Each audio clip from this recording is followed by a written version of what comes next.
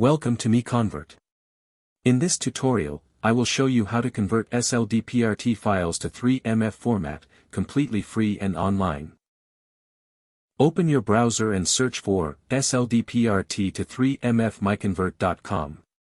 Click on the first result to go straight to the converter. You are now on the SLDPRT to 3MF converter page. The interface is clean and easy to use. Let's upload a file.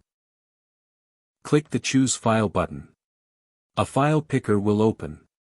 Select the SLDPRT file you want to convert, then click Open.